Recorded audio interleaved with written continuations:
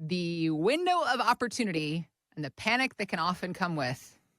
It's not just about timeframes for retirement. It is very much involving our fruits and vegetables of choice. Speaking about avocados specifically, how our retirement and avocados are aligned in this moment, Mike. Yes. These are the tough subjects we are here to tackle in this Michigan's Retirement Podcast. We're here for everybody. Somebody's got to do it. Yeah. Somebody's got to do it. Might as well be you. This is Certified Financial Planner Mike Douglas. I'm Heather Branch, here to ask Mike about how to avoid the feelings of FOMO, how to not worry about windows of opportunity closing on us in the years ahead, or just when it comes to, again, our produce of choice. It's amazing how our mindset, not just in those two things, but how things align in life and life lessons, how they can relay from one to the other. So this time of year, it's summertime, whether you're celebrating Cinco de Mayo or going to, your church barbecue or church potluck or whatever it is, it's time of year for guacamole. Guacamole. Specifically about Cinco de Mayo, apparently Americans will eat more than 80 million pounds of avocados on this one day of the year, May the 5th. Now, do what you got to do with your avocado love, but just do it responsibly. Because let's cotto responsibly. You know what I mean? If you're gonna cotto, let's cotto responsibly, please. Because one, they're be an expensive. amateur. Don't be an amateur. Don't pay be attention. sloppy. Don't be sloppy. Yeah, I mean, Be respect other responsible. people. Be a responsible produce shopper. Yeah, and if you're driving, if you have to drive, don't avocado. Don't avocado. No. Know what you're working with. Understand the reasonable amount of time that you have to work with your avocados. Yeah. But let's all learn the lesson of comedian Shang Huang and what he thinks specifically about the avocado circumstance that we often find ourselves in. I'm a little stressed out. I found out I got too many ripe avocados. They just creep up on you. They're so expensive, so I buy a bundle so I can save a little bit. But you can't eat them for like 6 to 8 days. I didn't put it on the calendar. I forgot I bought avocados. You find one ripe avocado, that's a moment of joy. You find a bag of 5, that's a crisis. They got 24 hours to eat 5 avocados. You only got one move, guacamole.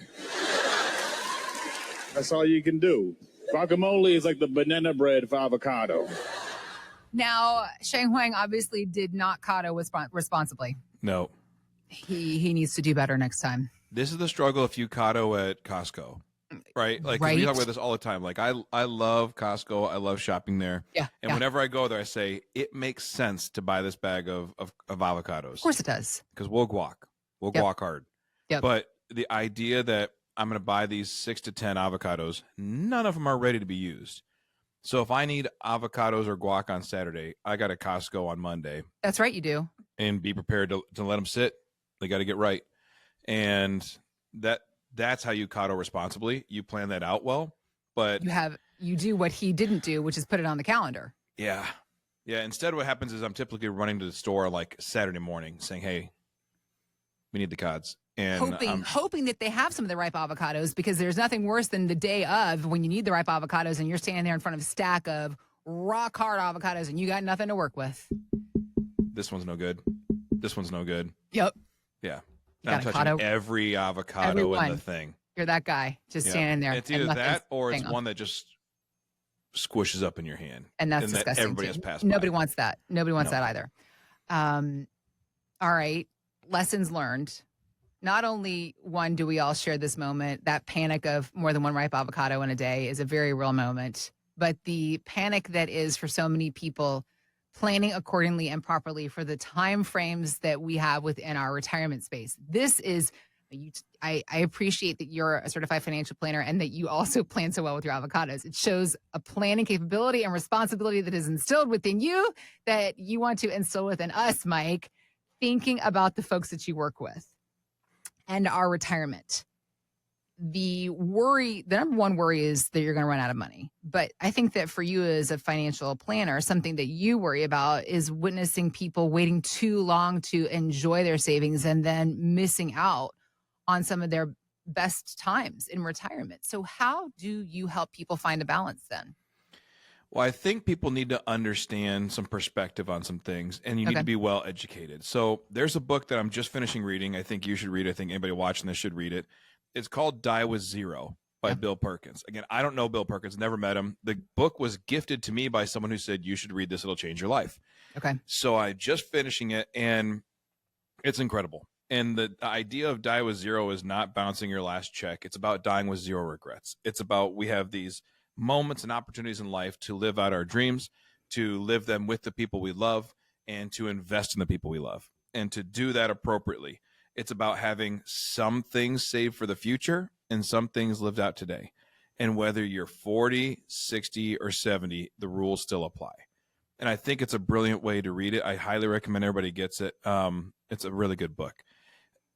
I just have gone through this quite a bit with some clients recently because of some life changes that have happened. We had someone who came in this past week, and as I'm going through with Matt and Wendy, and we're talking about what's going on in their lives, they had a plan for the next 10 to 15 years, because they're in their mid-60s, the next 10 to 15 years to knock out a handful of trips, to go see certain things, to travel the world, to travel the country. And he recently was diagnosed with early signs of dementia. When that happens, we deal quite a bit with this because a lot of our clients are seniors, but dementia has a real precipitous fall off where it's like it's kind of there, it's kind of noticeable, then all of a sudden the client's health really just seems to tank quickly. Yeah. And so we've had to really flip their plan upside down and say, all right, what can we get accomplished in the next 3 to 5 years? Everything on your list, we got to get done within 5 years, because if his health really seriously declines, he won't remember the trips, and it's not going to be the life you wanted to live. So let's get it all done right now. So we had to drastically shift this thing because they're still pretty young. Mid-60s is pretty young for this, and he's pretty young to be experiencing this. But health is promised to nobody. Tomorrow's promised to nobody. There's that great quote, a Confucius quote that says, a healthy man has 1,000 wishes, but a sick man has only one. And it's the model of your health is so vital. It's so important to you, and it's fleeting. The healthiest day of the rest of your life may be today, especially if you're getting ready to retire, you're in retirement. This may be one of the healthiest days of the rest of your life. So what are you doing with that gift of health? We get this one life, and the book talks about quite a bit, going back to that Die with Zero book. And again, this isn't like a promotion. There's no relationship. It's something that I've really, really taken to heart. I shared it with my staff at our quarterly meeting. Like, it's changing the way I see things. And it's a powerful lesson in the balance of some delayed gratification, but not overly delayed gratification. So my kids are 14, 12, 10, and 9. So I could make a case on a spreadsheet that I should live way, way, way below our means and put as much money into our retirement accounts. That way, the day I retire, we're so rich and we have so much money, we can do all these things. But along the way, I don't take those trips with my kids because I'm saving for the future. Well, then I retire and I'm like, great, now kids, let's go on all these trips. They're like, well, we've got a wife and we've got a husband, and we've got kids and we've got jobs, and we can't take 4 months off to go traveling across Europe because we have a life now. And so we can't miss the forest for the trees. We can't only look at tomorrow and forsake today. But you can't just be reckless and say, let's just quit our jobs and live in a van. Like, we're not going to do that either. Like, we're going to balance this life of what's appropriate for the future and what's appropriate for today. And I think that that's what we have to really work towards, because in retirement planning, the day you retire, it starts this must-go phase of life. The next 5 to 10 years, anything on your bucket list, you need to get checked off. You need to clean it up. You make sure you go everywhere you want to go, because just like Matt and Wendy, you don't know when that bad doctor's report may come or may not come, or when health may become fleeting. So get things done, whether it's 60 or 65, whenever you retire, because by the time you're 73 to 75, you start slowing down a little bit. And by the time you're 80, and that's at 73 to 75, you go into what we call the might go years. If it's the right trip at the right time, I might go on that, but there's no guarantee. About age 80, you become I won't go. It's the won't go years. Why? Well, I can't possibly do this today because I also have a doctor's appointment that day. I can't possibly do 2 things in one day. My grandfather's 94. He lives in Delaware. Whenever we go out to visit him, I love spending time with them, but he doesn't travel to Michigan to see us anymore like he used to when we were kids. We go to him. And when we go out to him, he still runs his regular daily routine, whether we're there or not. He gets up, does his devotions, watches Fox News, then he watches Let's Make a Deal, then he watches Price is Right. Then he turns off the TV, gets lunch, he kind of runs his errands, then he comes back and he'll watch baseball all afternoon. And that's his life. And that's what he does. And if we're there, we just have to sit in the chairs around him while he does it. And we hang out, we talk and share stories. But his life is different in his 90s than it was in his 60s when he was traveling out to Michigan to see us all the time. Yeah. Don't allow a fear of running out to debilitate you from doing things today. But also don't live so recklessly today that you do run out. It's about building a good strategy and a good plan that says, here's how we do both. We want to die with zero regrets, but live with everything we ever needed. And I think that's the balancing act, getting the most out of your life you can by getting the most out of your money you can. So as we teach on these things on this channel, as we teach on our podcast or our radio show or in our dinner workshops or educational events, anything we do with people is just really trying to drive home that principle of, we get this one life. Let's build as many years into the life that we can, as many experiences, as many Disney trips, as many Caribbean vacations or going up north or whatever it is we want to do. Invest in the people around you. If you want to serve, if you want to give back to charity or be philanthropic, do it and go put boots on the ground and go invest in those things right now while you're living to enjoy it. Don't just leave some pot of gold at death that then someone else gets it, but you never got to see it lived out. If you want to give money to your kids and grandkids, think about it this way. I want to give money to my kids. So what do? Well, when I die, they get an inheritance. If I die at 85, my kids are going to be 55 to 60. They're about to retire themselves, especially if I've done a good job training them financially. When they really needed help was when they're trying to buy a first house, when they're trying to put their kids into college and all those things in their 30s and 40s and 50s. When they needed help, I was like, well, when I die, you're going to get this big old chunk of money. Who cares? So there's this balancing act of the two. And I think that that's one of the more powerful things. So the book really covers a lot of the ripe avocados, the things that we wait. And all of a sudden, I don't know what to do about this because I missed my opportunities. It really helps us drill down.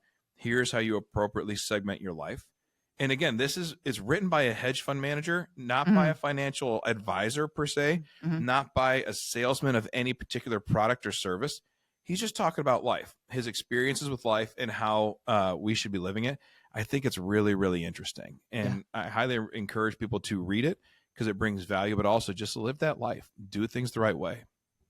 Well, and I think that for you, helping people to live that life through the work that you do, because the ability to do those things, to live that life, to make those choices for ourselves, it comes from the confidence of knowing that we've got that plan in place. We know where our money is going to be coming from through this phase of our life. We know that we've added in investment opportunities, different kinds of products that you guys at LifePlan Financial Design, you work to include in the different retirement plans that you build to ensure that we won't run out of money when we are 85, 95, 105. We'll still have money coming in, even if we spoil our grandkids, take those big trips in our 60s.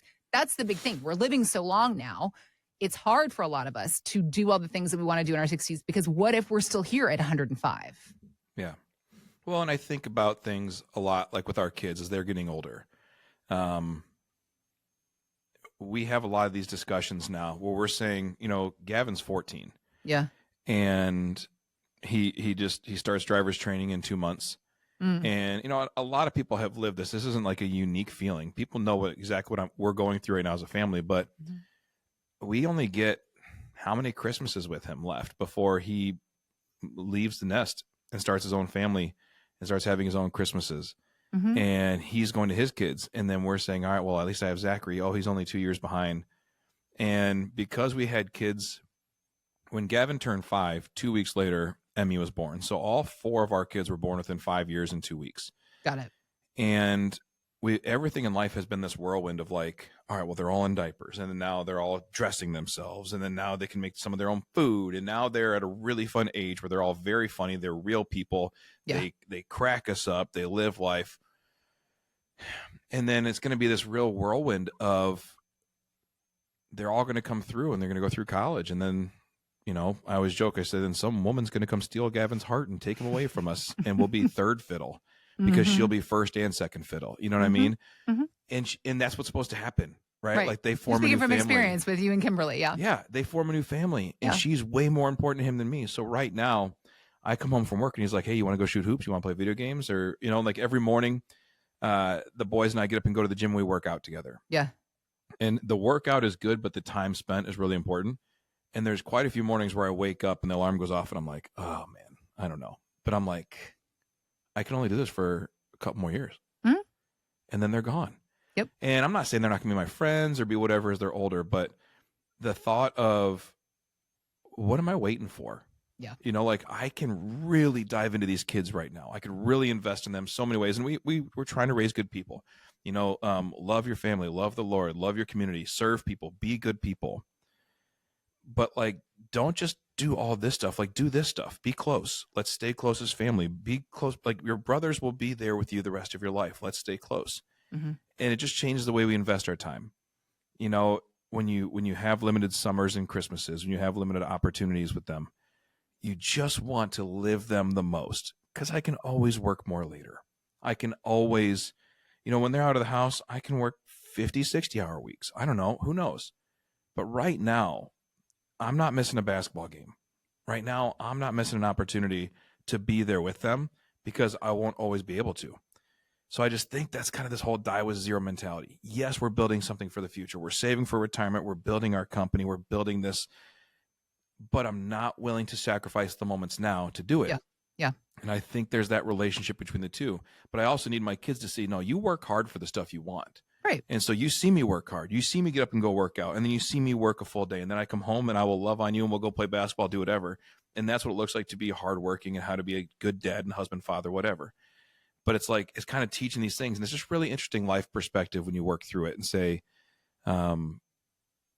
this is what it looks like. This is why we're doing it. And I think that book really helped us put a lot of those things in perspective and have good conversations with our family about it too.